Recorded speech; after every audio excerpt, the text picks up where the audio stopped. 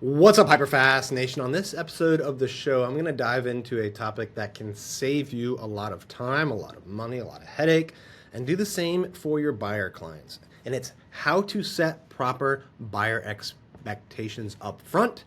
Stand by for this episode of the Hyperfast Show.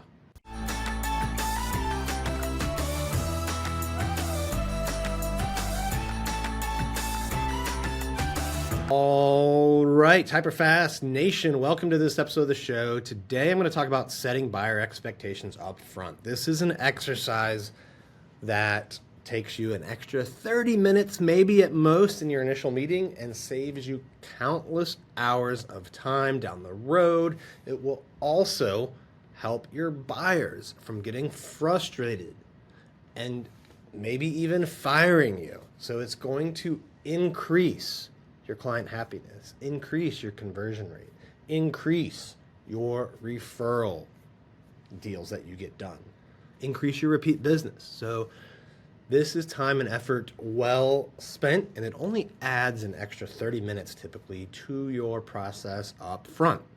Now, we have actually done in previous episodes a whole 9-part series called Master the Buyer Game.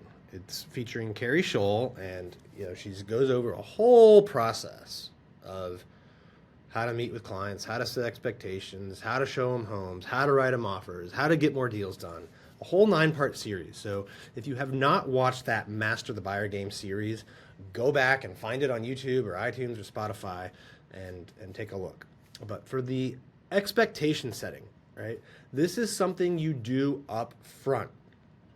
And a lot of times, real estate agents, they do a bad job of this because they're afraid to tell their clients that what they want does not exist, right? You've all heard the joke about champagne taste, be your budget. Well, a lot of agents are afraid to do that up front, right? Just like a lot of them are afraid to have the proper agency talk and get the buyer agent commission agreement, signed up front, right? A lot of agents are afraid to tell their clients that, like, hey, I know you want 5 bedrooms, new construction, in this part of town, and your budget's $500,000, but that costs $800,000, right? Some people out there are afraid to have that discussion. So we've got a process for how you do it, right? So the first thing you do is a needs analysis, right? You sit down with your buyer client, and you are going to ask them what they need, right? Type of house they want, size, bedrooms, location, features, right? And this is assuming you've already kind of had the budget talk with them, and they've talked to a lender, they know what their price range is, so you're going to have this discussion with them up front. You are going to then enter their criteria into the MLS live, right? You're doing this in front of them. The best thing is have a shared screen where they can see. You can do this on Zoom too, by the way, and share your screen. So if they say they want this many bedrooms, this many baths, this year built in this area, you put that criteria in and look at what has sold in the last 12 months, okay? If, 24 things have sold in the last year that meet their criteria, you now know that on an average, twice a month, right? Every 2 weeks, something will pop up that meets their criteria, right? They have some flexibility maybe in being picky.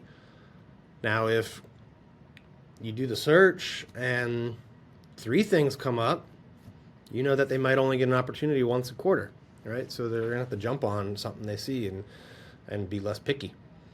If nothing shows up, well, and a lot of times this happens. So if nothing shows up, great. You've now used the market to let them know that what they want does not exist, right? But you're not the bad guy. The market is. All right, so you've used data to actually show them that they need to adjust criteria. And what you'll do next, if this is the situation, is adjust the criteria live. All right, so you can tell them, I know you said 4 bedrooms, but would a 3-bedroom work if maybe there was space for that office or den? All right, and you can put 3 bedrooms in the search, see if anything popped up. Or, hey, I know you said you wanted to be a quarter mile from this area. What if we go to a half mile or a mile, right? And run the search again.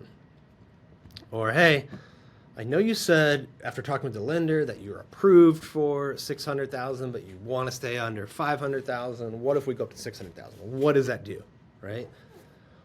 So then you'll kind of triangulate, right? You'll adjust the three criteria: the price, the location, and the features, and see what pops up. Right now, the buyer is able to see in real time that if they go from 4 bedrooms to 3 bedrooms and widen their location, that now they're going to have a lot more choices. And this, there could be a lot of different criteria they're looking at. So there's, you can adjust different things, and it's really a trial and error. But what so often happens is buyers agents, real estate agents, they're afraid to have this conversation up front.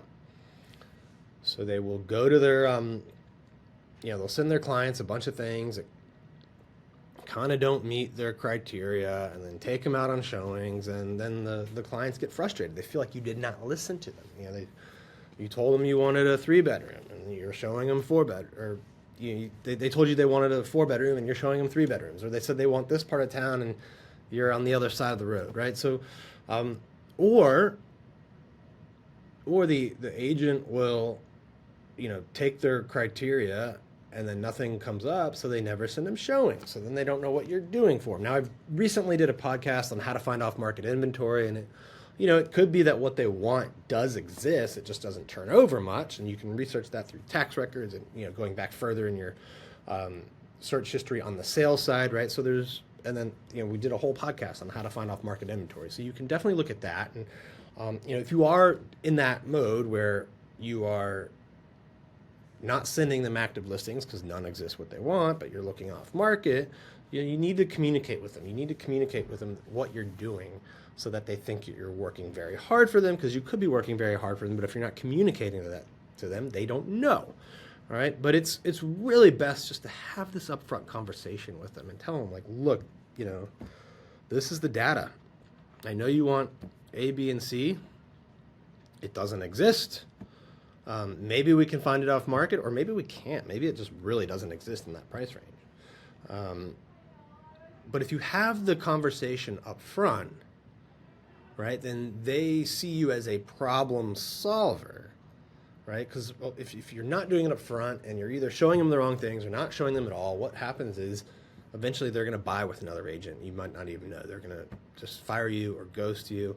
And rather than having a repeat client, happy client that sends you, referral deals and helps you grow your business, like, you just wasted your time, you just wasted their time. So you need to really have this expectation setting process up front, where it's really simple. It's a 2-3 step process, right? Determine their needs, search for it, adjust until you find it.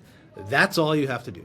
So I hope you found this valuable. I hope you implement this in your business. It has helped us close hundreds and hundreds of buyers each and every year. And if you get a ton of value out of this podcast, I ask that you please give us a review on iTunes or Spotify, or share it with other real estate agents. We're all in this together. Let's help each other learn.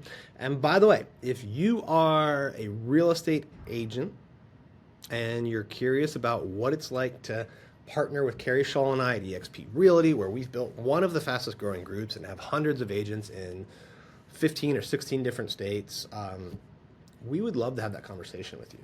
In this model, we truly become your partners. We coach you. We pour into your business. We help you build a team if that's what you want to do. We help you build revenue share if you want, massive passive residual income. All you need to do to learn about this opportunity is send me a text message. It's 703-638-4393. Again, you can text me at 703-638-4393. And I hope you enjoyed this podcast. We'll see you next time.